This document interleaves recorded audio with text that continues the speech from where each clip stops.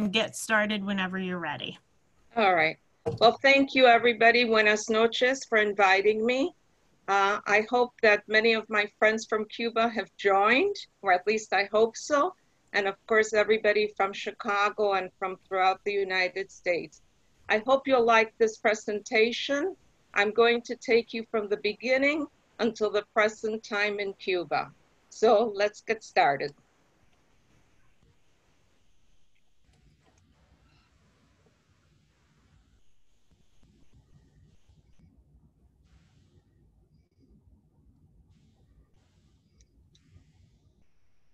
Today's presentation that I'm going to be doing for you is how the Jews came to Cuba, the migration of Jews to Cuba. And I would like you to start this presentation by imagining living in a country where the sun shines almost every day, the temperature rarely goes down below 60 degrees, flowers abound year-round, dancing is a passion of your soul, you have a large extended family, and if not, your neighbors are your family. I would like to tell you about the complexities of Cuba, its past and its present, because not everything that shines is gold. Cuba is about 1,100 kilometers in length, and it's about the size of the state of Pennsylvania. This will give you an idea about the territory of Cuba. I was born in Cuba, which I still consider a tropical paradise. It is only 90 miles from the USA shores. And you can see by the map that Cuba is the key to the Gulf. It is the largest island in the Caribbean. So how did the Jews come to Cuba? Well, if you were following the Jewish calendar, exactly 528 years ago, Columbus set sail to find the New World. And he took with him many conversos in 1492. Luis de Torre was a converso, and he was the navigator for Columbus on the expedition to the New World. He was also the first European man to set foot in this new land. Columbus loved this island. He had no idea where he had landed. And he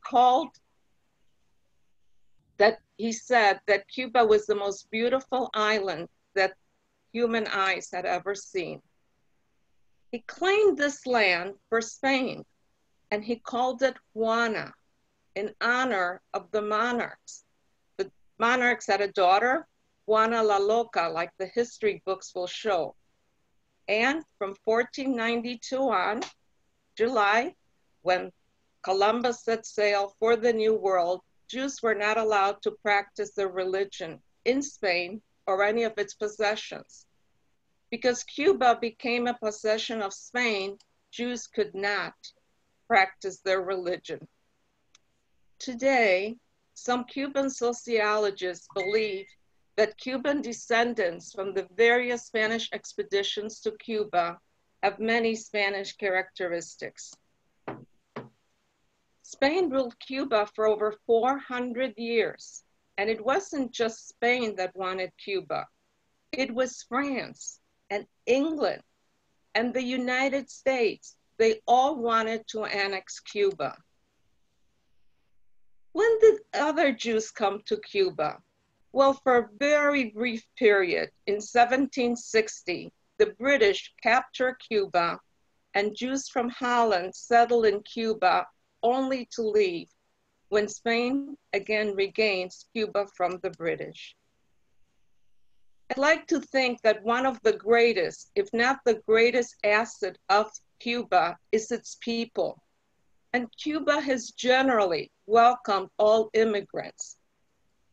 So who are the Cubans?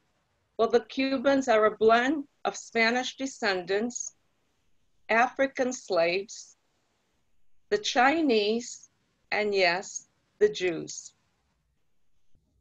How did the Jews ever think about going to Cuba in modern time?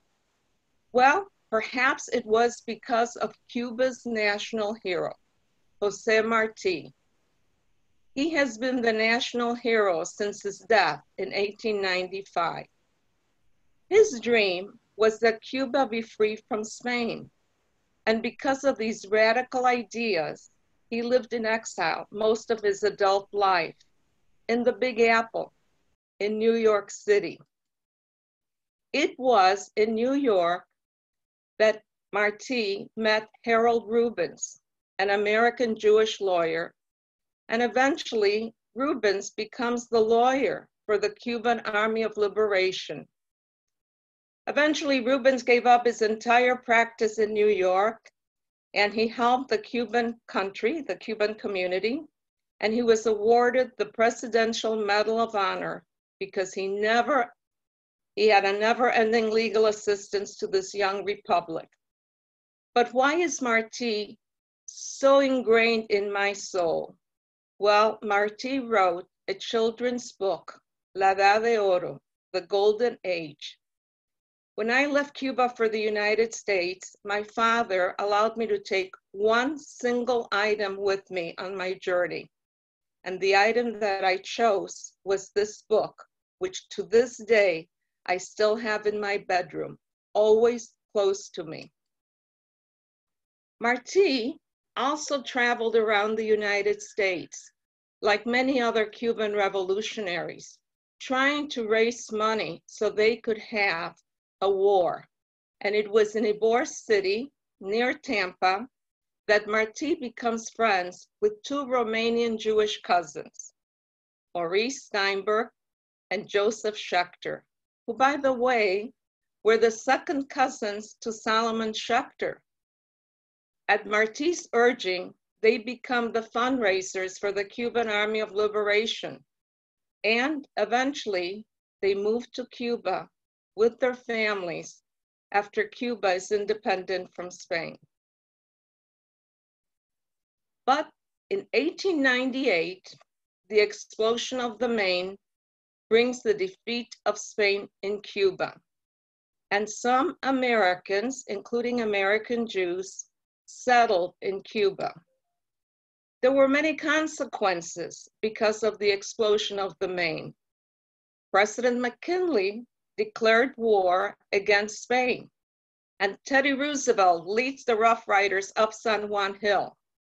So now there is going to be a treaty to end what they call the Spanish-American War.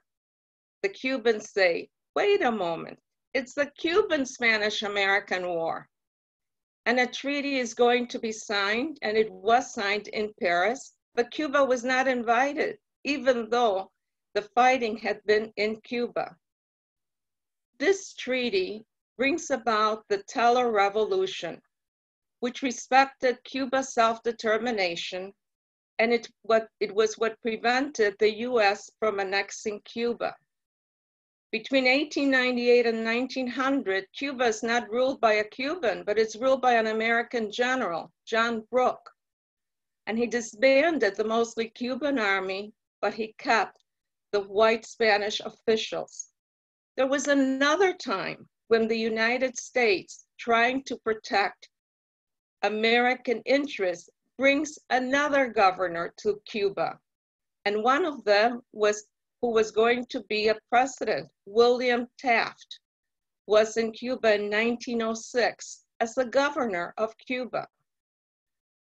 1901, just before Cuba becomes a republic, the Platt Amendment is approved by President McKinley, and Cubans are given a choice: approve this amendment or remain under US occupation. So, an interesting thing of the Platt Amendment is that it allowed the United States to obtain a naval base at the mouth of Guantanamo Bay. And today, it is the oldest US base overseas and the only base in a socialist country.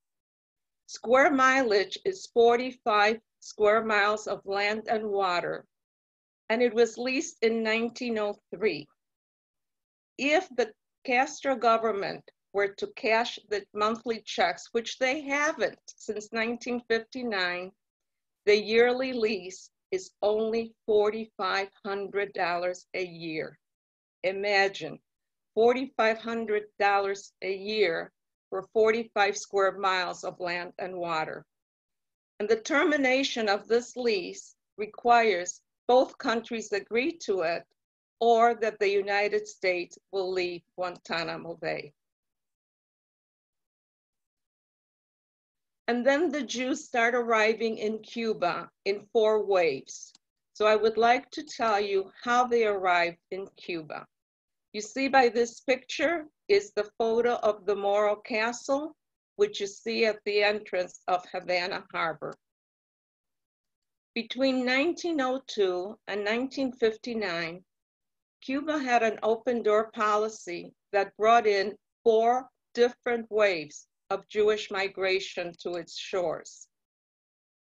And as they started to do this, Cuba becomes an independent republic in 1902.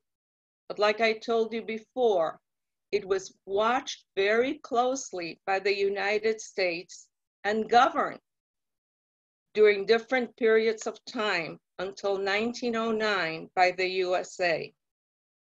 The United Fruit Company started to buy most of the agricultural land in Cuba. And we can say that this was the first seed of discontent between Cuba and the United States. Remember I told you about Steinberg and Schechter. Well, they become very financially successful in Cuba. They moved there in 1906, and they become the movers and the shakers of the American Jewish community of Cuba. Joseph Steinberg was very much liked in Cuba, and he was awarded the title of honorary captain of the Cuban Army of Liberation. At his funeral, a platoon of soldiers marched from Havana to the Jewish cemetery in Guanabacoa, a suburb of Havana.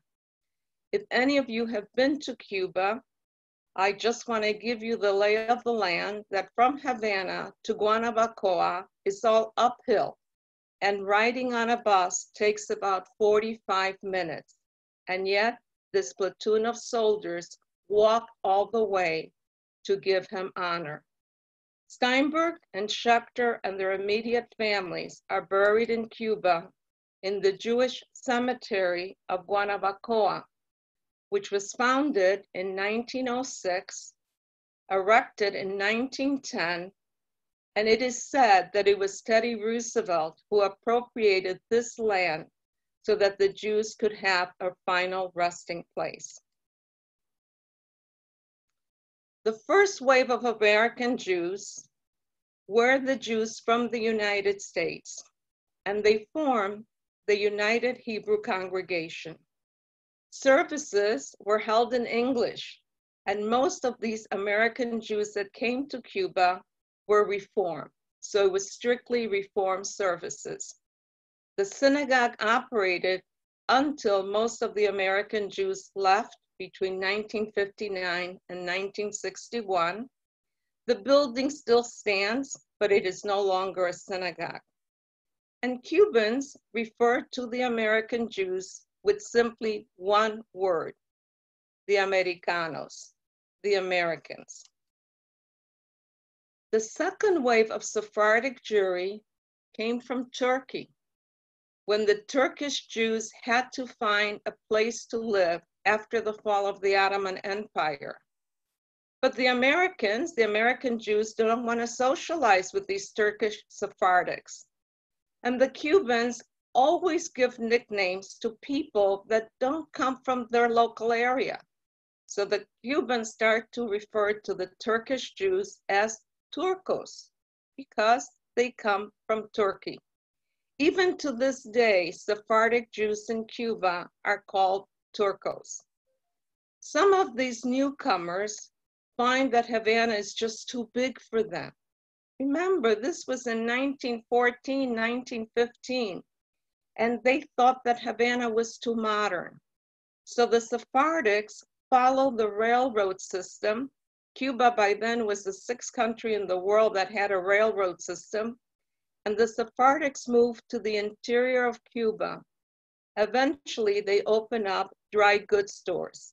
That's why today, if you go to the interior of Cuba, you will find many Sephardics living in that area. The first Sephardic congregation opened up, called Shevet Achim, near the old city of Havana. And between 1914 and 1917, the president was Jose Miguel Lomes. He was elected as a very popular president, but during his presidency, there was tremendous corruption in Cuba and a lot of racial discrimination. So eventually in 1917, the United States intervenes in Cuba again, citing the Platt Amendment. The third wave of Jews starts in 1924. It was due to the Johnson-Reed Act of the United States that started to limit the number of people that could immigrate to the United States. Many Eastern European Jews find Cuba on the map because they wanted to move as closely as possible to this golden Medina that was eluding them. They felt that if they moved closer to the United States, they would get there faster. But then they had to wait many, many, many years for their visa to the USA. For example, my grandfather arrived in Cuba in 1927, and he finally got his visa in 1949, 22 years later. When was the Communist Party founded in Cuba? Some people thought it was when Fidel Castro took office, but no. It started in 1925, and the first meeting had 14 founding members. Interesting that of these 14 members, 3 are Jewish. They don't even speak Spanish, so they come to the meeting with a Jewish translator. One of the founding members was Fabio Grabart, and he remained a loyal party member. He joined the Castro government after the triumph of the revolution, and some of you may recognize the last name Grabart because he came from a very well-known dynasty of rabbis. In 1926, Cuba starts the construction of its Capitol building, and the building is overseen by the firm of Purdy and Henderson, who also designed the Times building in Times Square and Macy's on 34th Street. This Capitol building housed the Senate and the House of Representatives in Cuba until the triumph of the Cuban Revolution. You can see a photo of the Capitol building, which resembles the one here in Washington, with one exception. Cuba's Capitol is 3 feet taller, 3 feet wider, and 3 feet longer. You can see a photo here of the beautiful avenue that has the Capitol building. To the left, it's a very famous, or used to be a very famous theater called the Pirate. When I was about 8 or 9, my parents took me there so that I could watch a movie that had just come from the United States. The ticket seller said, this young lady is too young to watch this movie. And it took me many, many, many, many years later when I was able to watch it in the United States. The movie was called Carousel. So, to go back to the waves that came, by the 1930s, Cuba had a Jewish community formed with Americans, who were mainly Reformed Jews, the Sephardics, who were Orthodox and followed Sephardic customs, the Ashkenazi, who were both Orthodox and secular, and to follow were additional Eastern European Jews that came to Cuba during the Second World War. One group that was saved because Cuba took them in were the Belgian Jews. And when they came to Cuba, they started the diamond cutting industry in Cuba. but they all left back to Belgium after the end of the war. This is an iconic photo of the famous Nacional Hotel that was constructed in 1929, and among its famous guests was Frank Sinatra and Ava Gardner, who celebrated their honeymoon in room 828. The Jewish influence continues to grow in Cuba. They formed the Menorah Sisterhood and the Keren Kayemet. And in 1930, a very elegant department store opens up in Cuba. The owners are Jewish. The store is called Los Precios Fijos, or Fixed Prices. Rachman Electric and the Jewish Association of Writers opened up in 1930. But Cuba is known for many other things. Cuba is known for its easy gambling, prostitution, and eventually the mob comes to Cuba. 1939 opens up the Tropicana Nightclub. This iconic nightclub still has shows every single night. And after the triumph of the revolution, Castro wanted to close it down, but the people said, no, we want our Tropicana to stay. So today in 2020, the Tropicana still operates, although most Cubans can't afford to go there because the ticket prices hover around $100. In the heydays in the 1950s, Pan Am planes would fly from Miami to Havana with the showgirls, and the showgirls would go up and down the aisles. People would go to the Tropicana for the show and come home around 1 or 2 o'clock in the morning. I would like to tell you now about how my family arrived in Cuba. In 1927, my maternal grandfather, Joseph of Shanka, leaves Nashelsk for Cuba. His goal was never to go to Cuba. His goal was to go to the United States.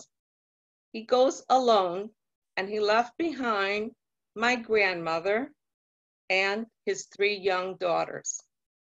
When my grandmother becomes ill in Poland, he decides not to return, and he remains in Cuba. My grandfather became a tailor, and he lived in Old Havana. He remained observant his entire life. And finally, in 1933, he brings his 3 daughters to Cuba. They had not seen him in over 6 years. My mother and her 2 sisters finally have a home. They had been homeless in Cuba for over 3 years after their death of their mother. And they lived a no-frills religious life in Old Havana.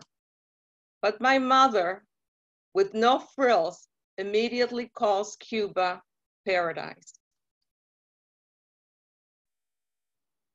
This is a picture approximately in 1930, 1931 in Poland with my mother and her 2 sisters, and her mother was still alive, hoping that one day they would go meet their father. My father, David Friedman, in 1927, was about to be drafted by the Polish army.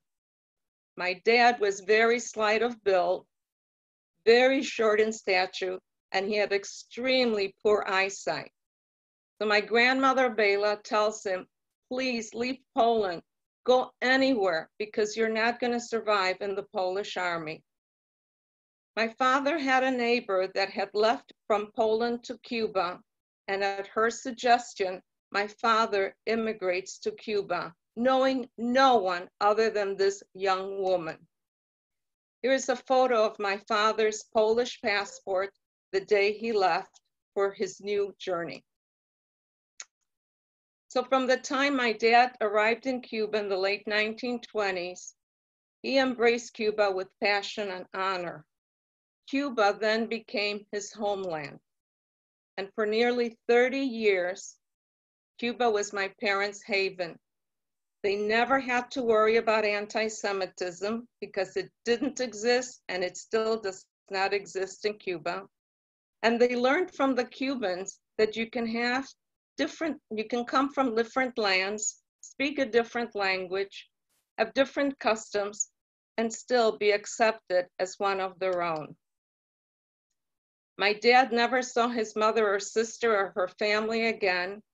They remained in Poland and they become victims of the Holocaust. My father had a sister and a brother who had immigrated to the USA around 1920. And after he arrives in Cuba, they want to sponsor him and bring him to the USA. My father says, no, Cuba is my home, and his fate is sealed. What did my father do? Well, my dad was a watchmaker, and he moved to an area called Lujano to be near his landsman, Sarah, from Poland.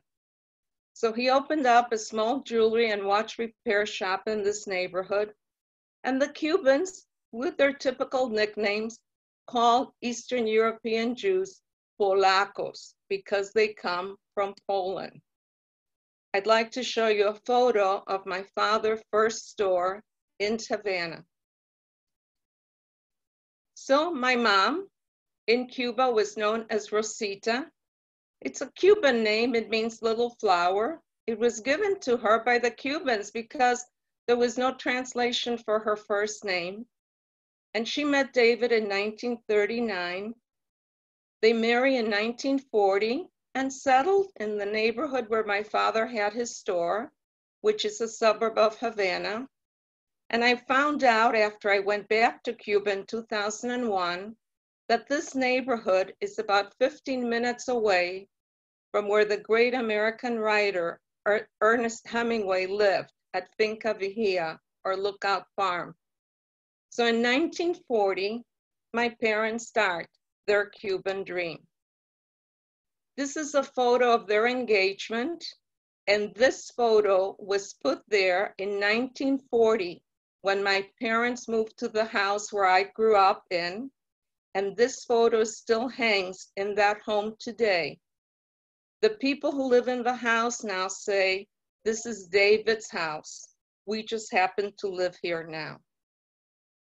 And I'm very proud of the way my mom looked, very radiant on her wedding day. So the Jews were referred by the area where they came from, and they still are. So any Americans now that go to Cuba are called Americanos, and the Sephardic Jews are still called Turcos. The Cubans lumped the people from Eastern Europe, from Poland, Lithuania, Russia, Latvia, with one name, Polacos. And the reason was the majority of the people spoke Yiddish. And to the Cubans, it all sounded the same. They could not detect the different accents. Jews were not discriminated in Cuba because of their faith. And Cubans give anyone not from the local area a nickname. So for example, Jose, no one called him that name. They called him El Catalán because he came from Catalonia in Spain. And the peanut vendor, Luis, we just simply called him El Guajiro because he used to live in the countryside. Well, I'm still referred to in my neighborhood as La Polaquita, the little girl from Poland. What did they do when they came to Cuba? Because most of these people were not people that were doctors or lawyers. They were usually tradesmen. So most of the Sephardic and Ashkenazim, they worked as shopkeepers. And the Americans normally worked for American firms, and some started to open up small factories. Jews, as a rule in Cuba, never engaged in politics or banking. Many became very wealthy. And there is a street in Havana called Muralla Street, but most people call it La Calle de los Polacos, the street of the Polacks, because there were so many stores owned by Jewish people. Prior to 1959, each group opened up a synagogue and followed their customs. The Americans were considered very wealthy and aloof, and they didn't mingle with the Sephardics or Ashkenazi. The Sephardics were not welcomed by the Americanos or the Ashkenazi. The Ashkenazi were not welcomed by the Sephardics or Americanos, and a marriage between a Sephardic and an Ashkenazi was truly considered an intermarriage. Where did they live? Well, Americanos lived in the wealthy neighborhoods, and some of the American Jews live in what is known today as Cubanacan. I call it the Beverly Hills of Cuba. Most of the Sephardic and Ashkenazim first settled in Old Havana, and then they moved from the old city to the west, to the wealthy neighborhoods of Santo Suarez, Vedado, and Miramar. That's why Cuba never had a Jewish ghetto, because the Jews kept moving up in wealth, and as they did so, they kept moving to better and better neighborhoods. Some of the Jewish families remained in Old Havana. Some could not move to a fancy neighborhood, and some people, like my grandfather, chose to remain in Old Havana, where the Orthodox synagogues for both Sephardic and Ashkenazi were. And prior to 1959, some of the Ashkenazim and Sephardic again followed the rail lines, and they moved to the different provinces of Oriente, Matanzas, Santa Clara, and they opened up shmati stores. They lived very well in the interior of Cuba. I always felt very secure living there, even though there were many political upheavals prior to 1959. And while some days I wished I lived in the more Jewish area like my cousins, most of the time I felt extremely lucky that I lived in such a diverse area where I did live. Everybody there seemed to know my dad, David, and for my sister and I, being called Las Polaquitas was a badge of honor that we carry to this day. My neighborhood was totally Cuban, except for 8 Jewish families who lived in Luyano. And the reason was simple. All the men had businesses, and all the businesses were on this main street, which at that time was the route to go to the interior of Cuba. The women stayed home and supervised house chores. Most had house help, but most of the Jewish wives did their own cooking. And the children, well, we all attended Jewish day schools in Havana, and when the Jewish day schools were not good enough, we attended elite schools. By the 1950s, the Jewish community in Cuba had grown and prospered. In fact, by 1944, the Jewish community of Cuba was helping the Jews in Europe, and B'nai B'rith came to be in 1943. We had the Maccabee Sports, the Joint Relief Committee, the Israel bond drives, and because Cubans don't play golf, but we go to the beach, most Jewish families frequented 2 unique beach clubs. We also had a Jewish radio hour. This is a photo today of Beth Shalom. This is the largest synagogue in Havana, opened in 1954. And we never call it Beth Shalom. Again, we give it a nickname. We simply call it El Patronato, and the translation is the syndicate.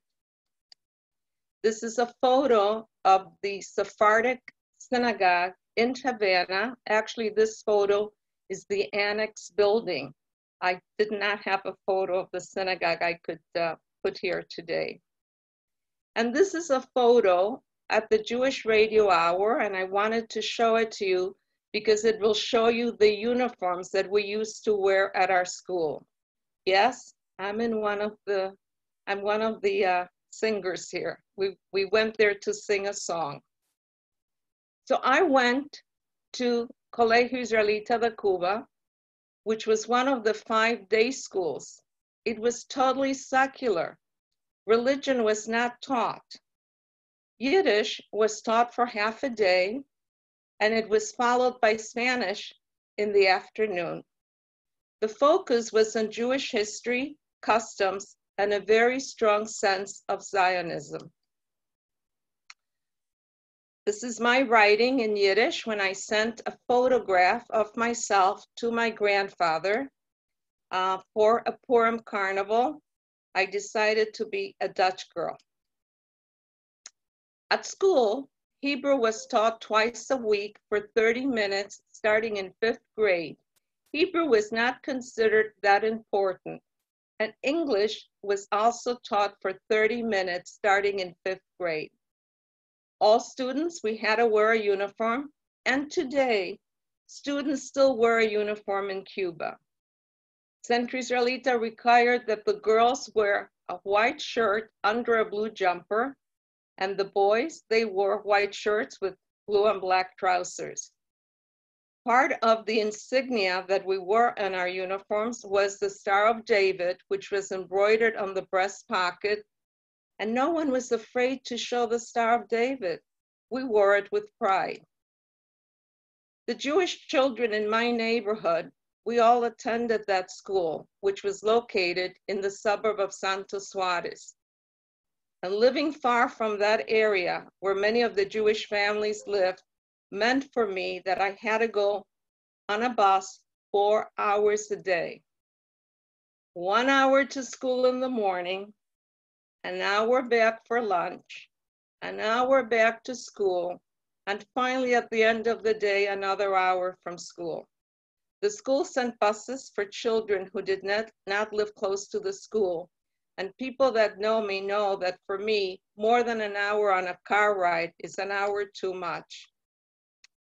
The curriculum was very intensive and it covered many, many subjects. But my father was only interested in my Yiddish studies. Every day when I would come home from school, we would go over what I had learned in Yiddish classes. A bear, a bar, a berle were the first Yiddish words I learned at school.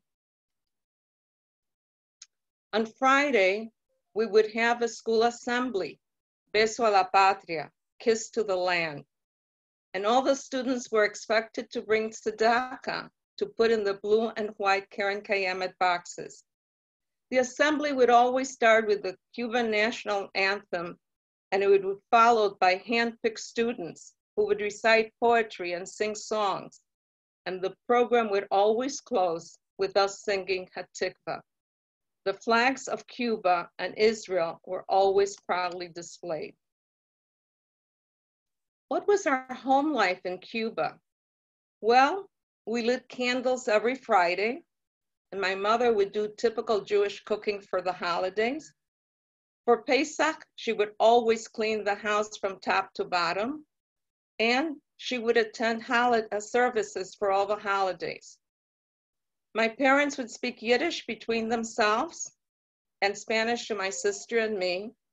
And when my sister and I learned Yiddish, they switched to speaking Polish. So as a child, I always knew a holiday was approaching when fancy new clothes and shoes were bought for no apparent reason. And about a few days later, we would get the Jewish food from the Jewish grocer. Our lives mirrored Cuban families except for religion. But our neighbors knew that David's daughters could not eat pork products or seafood. Other than that, we were like any other family in the neighborhood. I used to wear an azabache, which is black and orange coral. It's like an amulet to ward off the evil eye. And if I had a fever or I didn't feel good, my mother would put a little curled red string on my forehead. Just before Yom Kippur, my mother would pass a live chicken over my sister and my head for Gippuris. And it's interesting because it's very similar to what the santeros, those in Cuba who practice santeria, do. Now, our neighbors would ask us why we lit candles on Friday night. They couldn't understand that. because in Santeria, you also light candles. And more so, why were so many candles lit about the same time as when they celebrate Santa Barbara? But we were celebrating Hanukkah. Very difficult to explain. So some of my neighbors would wink at my mother and say, we know you really practice Santeria on the sly. Most of the Jewish kids would get gifts on King's Day, which is January 6th. The Cubans did not perceive it as a religious holiday. It is the Feast of the Epiphany.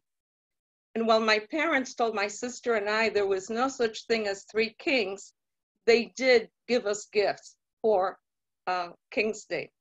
I learned about the Epiphany when I came to the United States. If you had asked me in Cuba what kosher meant, I would have drawn a blank. To me, to be Jewish, well, it was just to sing Jewish songs, dance the hora, talk about our history, eat Jewish foods, associate with Jewish people, be able to read, write, and speak Yiddish. I was a member of Hashomer Hatzair, celebrate the holidays our way, the Cuban way, learn about Israel, and someday be a Halutzim. To me, it was a very special feeling to be Jewish. But you can imagine that when I immigrated to the United States, I was denied entry at a religious day school in New York. The school director told my mother, "Your children are not Jewish." In 1954, my father's landsman from Cuba, Sarah, her son got married, and it was one of the biggest events in our lives. So my mother had all these beautiful dresses made for my sister and I, and she also had a lace dress made for her, and we happily went to this wedding. Wanted to show you photos of how we celebrated birthday parties. And yes, most of the clothes that you see were specially handmade by seamstresses. I think I was about 4 years of age in this photo. And my sister at a birthday party.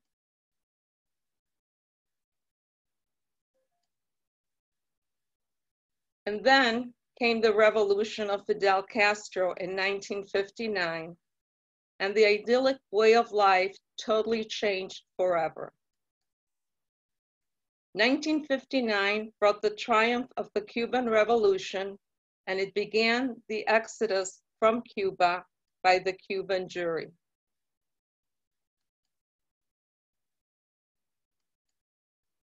Between 1959 and 1962, 90% of Jews in Cuba leave forever.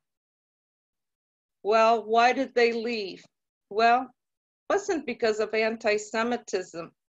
It was because Cuba nationalized the businesses. Many people thought the revolution would be over within a few months and that they would be coming back, but they never did. Cuba nationalized the homes. Cuba and the US break diplomatic ties. Cuba aligns with the ex-Soviet Union. There were many tears, confusion, and a rich and vibrant community almost disappears. After the missile crisis of 1962, there were no more flights between the United States and Cuba. And who are the Jews of Cuba today? Well, 90% are intermarried. There is still about 1,200 Jews in Cuba from a high of nearly 25,000. They are today very involved in their synagogues or in the Jewish communities where they live. Many of the Cuban Jewish teens have been to Israel, and the Cuban teens have competed twice in the Maccabee Games in Israel. The community strictly relies on outside money for their existence. And while Cuba was considered a Catholic country prior to the revolution, it was just marginally so. Because people in Cuba feel that religion is a personal matter and they live life the way they see it to live. The one religion that is very popular in Cuba is Santeria. the Afro-Cuban religion that is very widely practiced. Most Cubans today don't belong to the Catholic Church or go to religious services, but yet they do baptize their children after they are born. Sadly, Cuba has fallen into disrepair. The average salary of a Cuban today is approximately $30 to $40 a month, and there has not been money to fix many of the buildings. Cubans do get free health care and free education, but that is not enough when you have to live between $30 and $40. You go down the Capitol building today, you see many modes of transportation. You see the classic Ford car in front of you, and right behind you is a Russian Lada, and to the left is the horse and buggy. This is a beautiful picture of the Opera House of Cuba, and to the left is the Galicia Center. A funny story was that when my father came to Cuba, they would ask him, "Where are you from?" And he says, I'm a Galicianer. And so they invited him to go to school here at the Galicia Center. After he was there for about 3 weeks, they realized, wait a moment, he's not a Spaniard, he's from Poland. But they let him stay and study.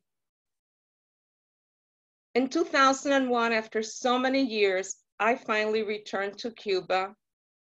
And I now go back to Cuba as often as possible to help the Jewish community, to visit my home, my neighborhood, be with my Cuban family, and share thoughts with them and ideas, even though they may differ from theirs. And I trust that one day you too will be able to visit Cuba and feel the passion that I still do for this island. Miriam, that was amazing. Thank you. It was really, really great. And we do have lots of questions that have been coming through. So I'll start with one of the first ones. Someone's questioning why you were not considered Jewish in the school in New York, because your mother is Jewish. My mother and my father were both Orthodox when they were young. When they got married and lived in Cuba, they became more secular, but I did have a Jewish education. I wasn't considered Jewish because I didn't know the prayers. I did not know one single prayer. So I wasn't accepted. Okay, let's see what else we have. What's happening to the Jews who do not live? Oh, so the Jews that don't live in Havana, how are they? They live in the outskirts? Are they treated differently? You know, Jews in Cuba are treated just like Cubans. The ones that don't live in Havana live, like I was saying, in Santa Clara, in Cienfuegos, in Matanzas, in Santiago de Cuba. They're not treated any different than anybody else in the society. But we are still called Polacos or Turcos. Let's see what else I'm looking through. I know there's lots of questions. How many Jews live in Cuba now? Approximately 1,200. Someone wants to know about those 57 Chevys. Are they rented or are they owned by the residents? So the residents own the cars. There are cars in there starting from 1948 until 1959. That was the last shipment of Chevys, Packards, Studebakers, Ford. At one time, Cuba had more convertibles in Havana than there were convertibles in New York City. Anti-Semitism may not exist, but Jews weren't allowed to practice their religion until the late 1990s. Is that correct? So after the triumph of the revolution in 1959, religion was thought to be not cool. So after 1959, not just Jews, but anybody, it was not good to practice religion. That changed when the Pope came to Cuba in 1993, and also Cuba changed its constitution. The Pope said to Fidel Castro, "This is a Catholic country. Why don't we have Christmas?" So Fidel said, "Of course we can have Christmas from now on." And because of that, religion started to open up. Also, the Constitution changed. So now you can be a member of the Communist Party if you want, and you can practice any religion. But it was really through the Pope, John Paul. So then things have changed over the years because of the Pope's visit, but Yes. Did it change again once Raul came to power? Oh, Raul has been to the synagogue, and Fidel Castro also came to the synagogue. You know, Fidel was never anti-Semitic. In fact, some of the people in his cabinet were Jews. And he never considered religion because to him, religion was not part of life. So he did not practice religion, but religion is okay in Cuba today. A lot of people are saying thank you for taking them down memory lane. So that's great. I think Eileen has a question for you. Yes, I have several. So Miriam, is there a difference, you know, thinking about what's going on today with the pandemic, is there a difference between the Cuban Jews and the other Cubans' attitudes towards the coronavirus and what's going on? So a Jew in Cuba is a Cuban. You're considered a Cuban first and Jewish second. When the pandemic started in Cuba in March, which was brought by some Italian tourists, the country went into lockdown, which meant everybody had to wear a mask. There were a lot of different things. You know, you're in a socialist country, they had to follow. And for example, my guide, Vicky, her daughter is a medical student. Medical students had to go door to door, checking on people to see if any of them did not look well enough. That's why Cuba has flattened the curve as far as the COVID today. Wow, good for them. I wish we were there. Talk about kosher in Cuba. Does it exist? Did it exist when you were growing up? Yes, when I was growing up, like I said, my grandfather was observant all his life. And by the way, there is a kosher butcher in Cuba, and it still exists today. So when Fidel Castro took over, some of the Jews said, we need a kosher butcher. And so he allowed a kosher butcher.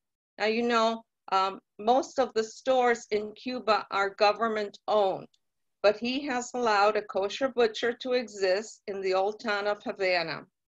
It is very difficult to keep kosher in Cuba today. As far as I know, only one person in Cuba keeps kosher, and that's Adela Dworin, who's the president of the Jewish community of Cuba. I don't think the Jews in Cuba eat pork or seafood, but it's very difficult to keep kosher. And once a month, the people of the Jewish community can turn in the ration cards, and instead of getting beef from the government-owned stores, they can go to the kosher butcher. Wow. Someone mentioned that there's a kosher B&B in Havana. There is a kosher B&B in Havana, and I happen to know the people that run it. So what they do is they bring food from the United States whenever there are people that require kosher food. Yes. So someone else asked, why did your father only let you bring one item when you went to America? Yeah, so my father did not want anybody to know that we were leaving, and he was not able to go with us. So my journey was with my mother, my sister, and my sister chose to bring a doll, and I chose to bring that book, which is an incredible book for children or adults, because it's a book that gives you hope, and it makes you dream, and it makes you think, what is life? And I chose my book by Jose Marti. Miriam. Oh, sorry. It's okay. We had a question that was submitted even before the program from Robin Rubenstein. She worked for, from 1990 to 2003, she was in the missions department at UJA, and her portfolio included Cuba. And she asked, what's happened to the communities outside of Havana? She has not been to Cuba since 2004. She wondered if they've been able to establish themselves and if they're functioning successfully. And she asked if you could paint a picture of the community as it stands today. Certainly. So in Havana today, we have 3 operating synagogues. We have the Orthodox, but I don't want you to think of it as Orthodoxy the way we think of it here in the United States. We have the Sephardic community, which is mainly for seniors, people 60 years and up. And we have the Patronato, which services today Ashkenazi and Sephardic families. But in the interior of Cuba, we have communities in Cienfuegos. In Santa Clara, we have a new synagogue, a tiny little home, which is beautiful. And it's got a lot of meaning. There is also a cemetery near that synagogue. We have Jewish communities in Santiago de Cuba and different other areas. There's about 13 different areas where there are Jewish communities in Cuba. Now, very small, but some communities are 20 people, 30 people, but in Havana, is the majority, nearly 800 people. Any Israelis living in Cuba today? No, but there are a lot of Israelis that go to Cuba on vacation. So many times we walk down the streets in Havana and we hear Hebrew, and whenever we do that, we always stop to talk to them. There is also a lot of business from Israel, from Israeli people, excuse me, and they have built up the Miramar Trade Center, which is an impressive complex of buildings with Israeli money. Miriam, I have a question for you. Larry says that in 1989, they visited Cuba for a little over a week. They visited 3 places of Jewish worship that had Sunday school, Hebrew school, etc. On Friday, we went to Chabad at the Orthodox service and to share dinner. Do they still have these 3 places of worship? So because of the joint and people like myself and people that I take to Cuba, every Friday night in all the Jewish communities, we have a chicken dinner. So any Jewish person can go and have dinner at the synagogues on Friday night, totally free. If you are a guest, meaning you're from the United States or other places, you will pay for it. And they still have a Sunday school. Education in Cuba is not private. So education in Cuba is public. But the Jewish community does have a Sunday school every Friday. The older children, not the adult children, but the older children get computer classes, and the little kids starting at 2 and 3 years of age have different programs with dancing and learning simple Hebrew songs. So yes, it still goes on. Would you ever think of moving back? In a heartbeat, when it's legal. My sister knows that, and my cousins know, the moment it's legal, I have a house there, I would move to Cuba because I feel so welcome there. You have a fellow Juban on the webinar tonight, Nat Steinhardt, and he's thanking you for a trip down memory lane. And he went to Central Israelita, and he lived in Miramar, and I guess immigrated to the United States in 1961. And he said he was fortunate to visit Cuba in 2019, just before it shut down. And following that, we did have a question about coronavirus in Cuba today. I know you said they flattened the curve, but when are we going to be able to go to Cuba again? Well, I'm so glad to meet a fellow Colegio de Israelita alumni.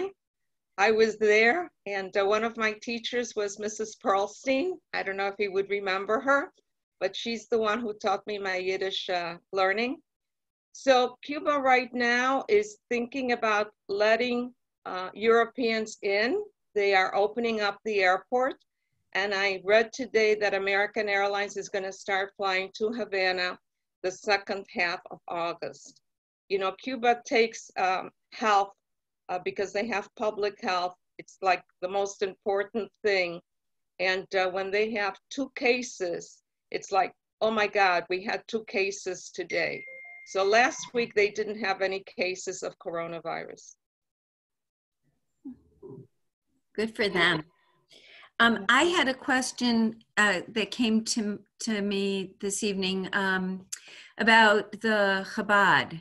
Like, why is there no Chabad in Cuba? Well, it's a very touchy subject. The Jewish community operates in Cuba, and there is a minister of religious affairs. They've never interfered in anything that the Jewish community does. However, Chabad does not necessarily accept the converts. And since 90% of the Jewish marriages are intermarriages, the children would not be fully accepted as Jewish. And so Chabad does come normally for Pesach. They'll find a family to host them, but it's a very touchy subject between the Jewish community and Chabad. Because in Cuba, they follow religion the Cuban way. Even at the Orthodox synagogue, they say, well, we do it Cuban style. Somebody's asking if you remember the principal at Central Israelita named Elovich. Oh, yes, Elias Eliovich. Oh, yes. I definitely remember him. Yeah. They want to know, are there bar mitzvahs? Are they still? Yes, of course. There are bar mitzvahs in Cuba today. And what happens is Jewish people, you know, I want to go back for a moment. The Joint used to send people to Havana to live there for a couple of years and teach the Cubans how to be Jewish. And so today the Cubans are able to teach their children and prepare them for bar mitzvahs. Are there many? Well, not really. There's usually about 6 to 8 bar mitzvahs a year, or bat mitzvahs, and they do have Jewish weddings as well. So yes, it's a lot of celebration when there is a bar mitzvah in Cuba. Someone wants to know what Cuban-style Judaism is. It is what feels right for you. And nobody's going to say you're doing it right or you're doing it wrong. So that's what it is. Miriam, I would like to know what your fondest memory of Cuba is. So my fondest memory on a personal level, you know, we didn't have a TV when I lived in Cuba, because at that time, if you had a TV, you had to let all your neighbors come in every night and watch the programs. So my dad brought a TV, and after 2 weeks, out it went. And so in the evenings, my mom and my dad would take out, excuse me, the rocking chairs, and we would sit on the porch and we'd wait for the Peanut Man. And my sister and I would start fighting, of course, and listening to the radio. And that's like really my fondest memories, and going to my cousin's house. I had an aunt who baked very well. My Aunt Frida was the baker, and my Aunt Anna used to cook other things. So when I went to their house, it was very, very special. Someone's asking for Passover, do they still need to get their matzah from Canada? Yes, the Canadian Jewish Congress sends a container of food to Cuba every year, and they got one this year too, by the way. And so the Jewish people will go to the synagogues that they normally go to pick up matzah, oil, gefilte fish, but the Sephardics don't like the gefilte fish, so they trade it for other things. And yes, and the synagogue does have 2 seders. Any of the Jewish communities, they always have seders to celebrate, but then the people get to take home the matzah and other things. In fact, Adela says there's so much matzah in Cuba that they have enough for the next 120 years. That's because it lasts 120 years. Yeah. Can't blame people for not eating it, right? I don't see that there are any other questions that one more question just came. What is the current status of travel to Cuba for Americans? I think people want to know when the JCC is doing their next trip. So I am looking forward to going back with the JCC just as soon as it's safe to do it. And I'm sorry, I'm just seeing a little chat from one of my classmates from Felicia.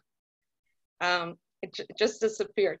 So as soon as it's safe to do it, we will be going back to Cuba under the auspices of the JCC.